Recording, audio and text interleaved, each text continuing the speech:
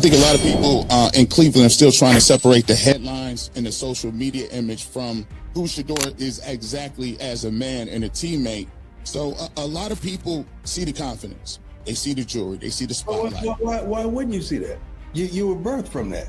Like, this is what we do. It's not that we're trying to show out a showboat. This is how it was. Like, if you pull up videos when he was 12 and 10, it was that. Like, that's where we come from. That's how he was exposed, and that's what it was for him. So that was like a badge of honor when he could rope up or chain up or link up, then he turned to gold to diamonds. Like that's where we come from, man. So you can't fault a man for understanding where he came from, and that was the come up. That in our neighborhood, in our inner city, see, you getting caught up in thinking how he grew up. He didn't grow up with no silver spoon. He didn't grow up with no credit cards. You know, I took him to the other side of town, man. Deion Sanders just revealed something about Shedeur that even he didn't know. And once you hear it, every single criticism ever thrown at this kid becomes completely impossible to defend. But before we get into that, we need to talk about what Deion said about the moment he watched his son get buried in Cleveland and couldn't do a single thing about it. Because a father admitting he felt powerless? That's not something prime time does lightly. And the things Shedeur was doing behind the scenes, completely in secret, while the media was busy destroying his reputation. Nobody saw this coming. We're getting into all of it. Right now, let's start with the image problem, because that's what Cleveland has been wrestling with since the moment Shedeur Sanders walked into that building. The jewelry, the confidence, the way he carries himself like he already belongs at the top of the league. Browns fans were trying to figure out who this guy actually was underneath all of that, and the national media wasn't helping. The narrative was already written. Flashy kid, famous dad, more style than substance. But here's what every single person with that take got completely wrong. That confidence wasn't handed to him. It was earned on the roughest side of Dallas. Deion Sanders made that crystal clear in this interview. Shedeur didn't grow up with credit cards and private schools. He grew up in South Dallas. Deion intentionally took his kids to the other side of town, the harder side, because he wanted that ingredient in them.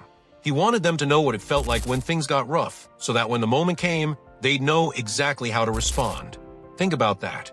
The man who built one of the most iconic sports brands in American history was deliberately raising his son to be tough before he was famous. And it wasn't about football. It was about character. That chain around Shedeur's neck? That's not showboating. That's a badge of honor from a neighborhood where making it means something.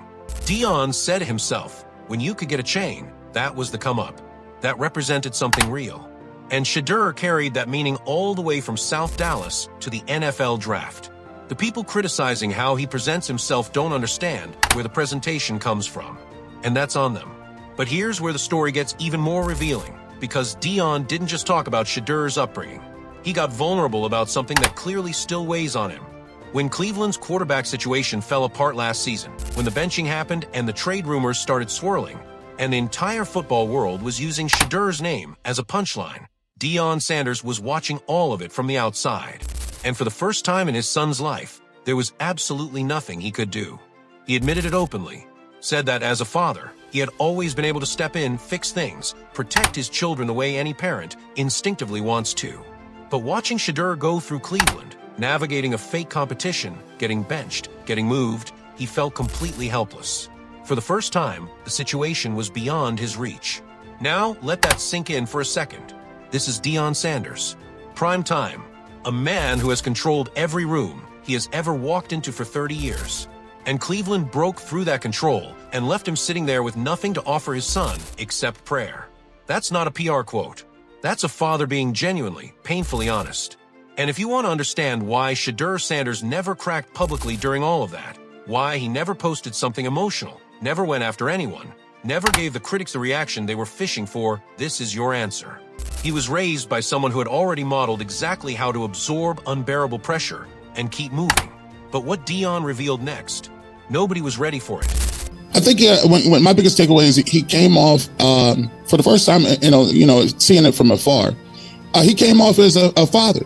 One of the things that I came away with thinking was, this was the most impactful thing he said. He said, when the slide was happening and I couldn't, usually I was able to help him. I was able to be a father, to fix things for my children like any father would want to. And at that point in time, he needed my help, but there was nothing I can do with it.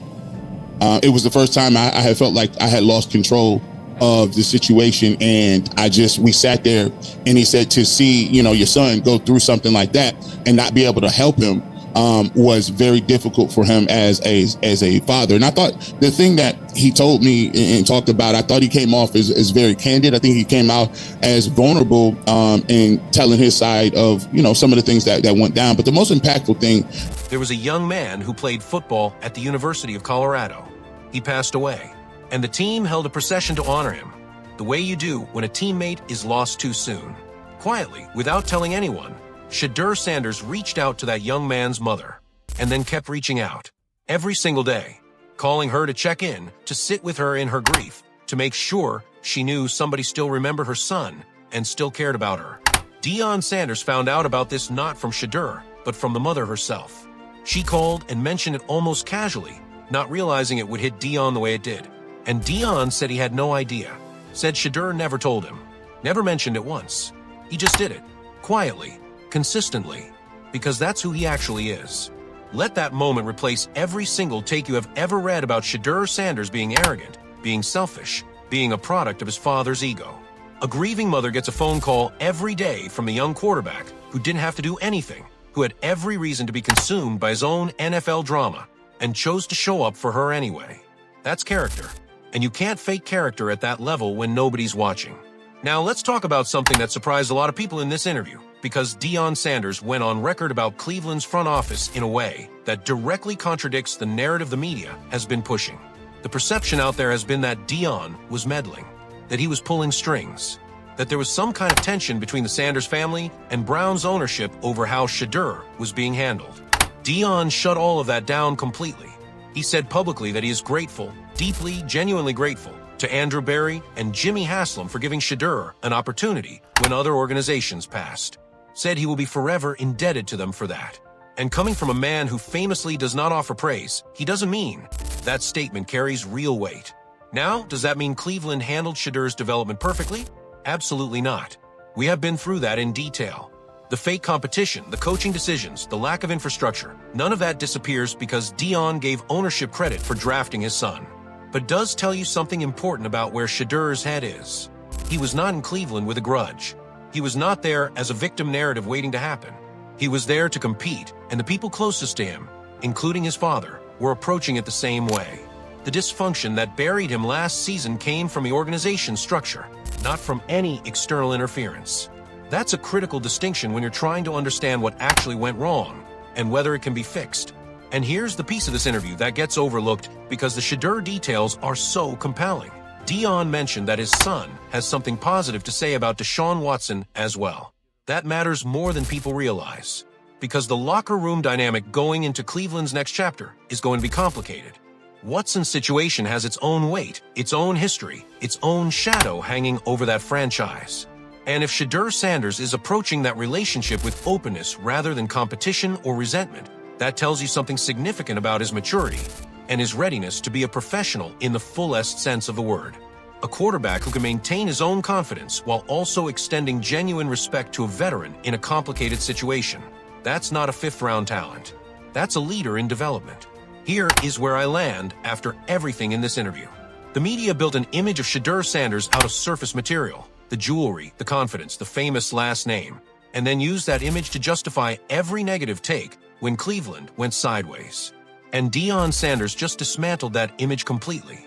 Not with deflection, not with spin, with a story about a grieving mother who gets a phone call every single day. You either have that kind of character or you don't. You cannot manufacture it. You cannot be coached into it. And the fact that Shedeur was doing it in total secrecy, with no cameras, no social media, no audience, tells you exactly who he is when nobody's looking. That is the Shedeur Sanders that Cleveland never properly introduced to their fan base. And that is the quarterback whose best football is still entirely ahead of him. Drop a comment right now. After everything Deion revealed in this interview, has your opinion of Shedeur Sanders changed? Or is the media narrative still winning in your head? Subscribe and stay locked in because this story keeps getting bigger. This is Gridiron Insights. We'll see you in the next one.